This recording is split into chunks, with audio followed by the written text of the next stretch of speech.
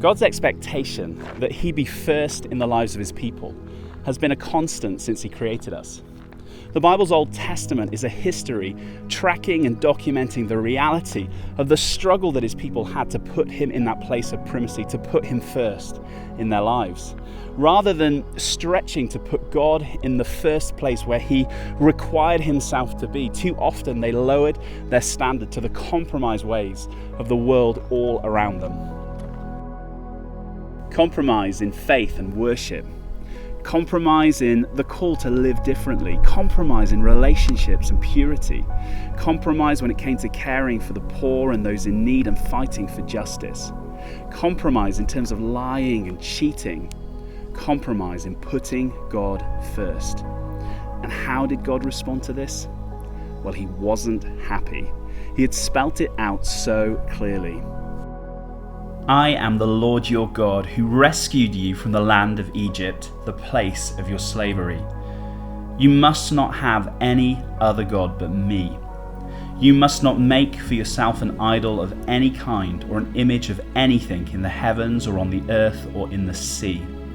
You must not bow down to them or worship them, for I, the Lord your God, am a jealous God who will not tolerate your affection for any other gods.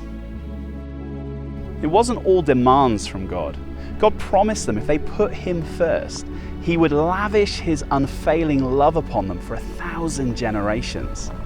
Given the choice to put God first or to do their own thing, guess what? They chose their own way. God's people chose themselves over him. They chose to worship idols, man-made objects, stuff created out of stone and metal. They desired to give themselves to the things of their flesh, their lusts and their desires, rather than giving themselves to God, putting him first. It's a good job we've come a long way since then, hey?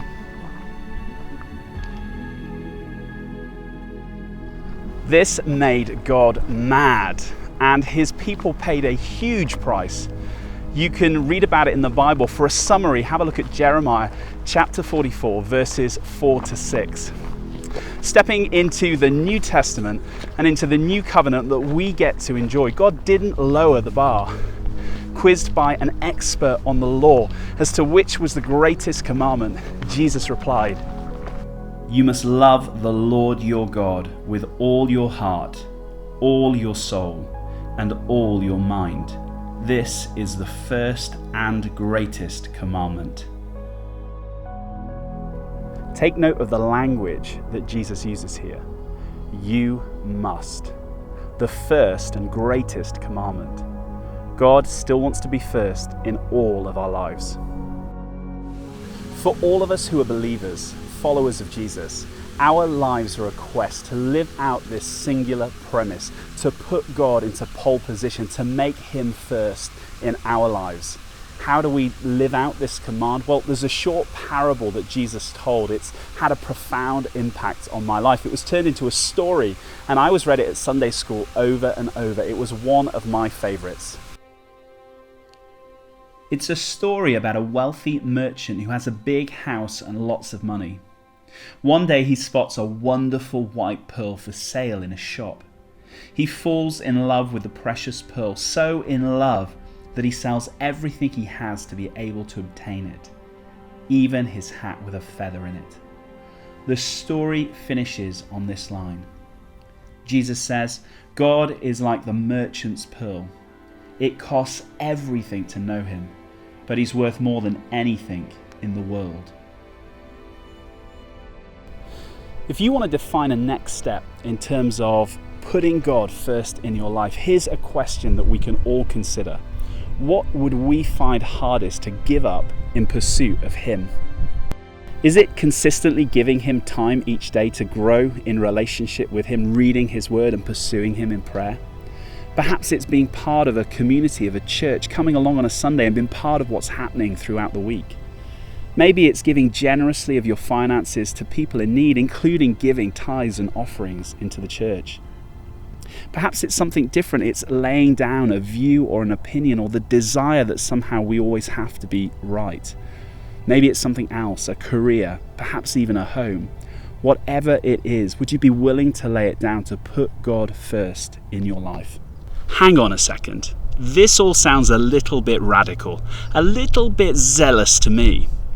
Sure, it's hardly a compelling sales pitch in terms of the world that we live in today, the language of the world around us today.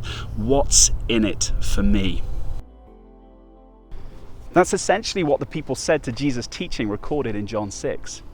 Rather than give the people some food or a miraculous sign, Jesus explained to them the cost of putting God first in their lives. The people responded by saying, "This is hard teaching." The Bible tells us that many of them walked away and stopped following Jesus that day. But you know what? Some remained. They said to Jesus, "Where else would we go?" They decided to show that God was first in their lives by living lives marked by sacrifice and by surrender. God is our first, so we bring Him our best. In what part of our lives do we bring it? Well, the answer to that is really simple. In every part. Whatever you do, whatever your task may be, work from the soul. That is, put in your very best effort as something done for the Lord and not for men, knowing with all certainty that it is from the Lord, not from men, that you will receive the inheritance which is your greatest reward. It is the Lord Christ whom you actually serve. We bring the best of ourselves to our devotion time, to pursuing God, to seeking Him, building our relationship with Him. We bring our best to our marriages. We bring our best as parents and to our families and to other friendships. We bring our best in the workplace. We reflect Him into the workplace in that way. We bring the best to our neighborhoods, to our streets and into our homes. We bring the best when we feel like bringing the best, but we also bring our best when we don't. We bring our best when we have to forgive, when we have to repent, when we have to say sorry. We bring our best when we're on the mountain, but we also bring our best when we're in the valley. There's another place that we seek to bring our best. We bring our best to our church. Hang on a second, Chris. You had me until that last point. You're saying we should bring our best to church. Yeah, it's funny, isn't it, how we draw a line around church and how that one can somehow provoke us. I'm not talking about wearing your best. I'm not talking about behaving your best. I'm talking about bringing your best to church, making church a priority, investing your life into the mission of the church. What's that all about? Let's set aside for a moment the biblical concept of the church as the bride of Christ that He laid His life down for, that He's coming back for, and that He's entrusted into our care. And just think about some other things. It's true when it comes to the church, it doesn't pay us like our work pays us, and perhaps that's why work sometimes gets the best of us. It's also true that in church, relationships can't always be done on our terms as it is in family or in our friendships. But when it comes to church, there is a reward in devotion.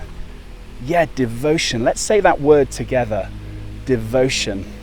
How devoted are we to the church? All the believers devoted themselves to the apostles' teaching and to fellowship and to sharing in meals, including the Lord's Supper, and to prayer. A deep sense of awe came over them all, and the apostles performed many miraculous signs and wonders. And all the believers met together in one place and shared everything they had. They sold their property and possessions and shared the money with those in need. They worshipped together at the temple each day, met in homes for the Lord's Supper, and shared their meals with great joy and generosity, all the while praising God and enjoying the goodwill of the people. And each day the Lord added to their fellowship those who were being saved. The book of Acts paints a beautiful, unified, generous, purposeful picture of devotion, a devotion that is inseparable from the wonders and the growth that they witnessed in the early church. This word devotion, it comes from a Greek word. It's from the Greek word proskatereo, which means to give oneself to wait upon, to be earnest towards, to persevere, to constantly be diligent towards, to attend showing great care and perseverance all the exercises, to adhere closely to. The book of Acts paints this picture of a church that is devoted, that loves Jesus above all, but is committed to one another and committed to a vision to impact the world. They're bringing all that they have to this vision. Why did they do it? What motivated them in it? God was there first, and so they brought him their best.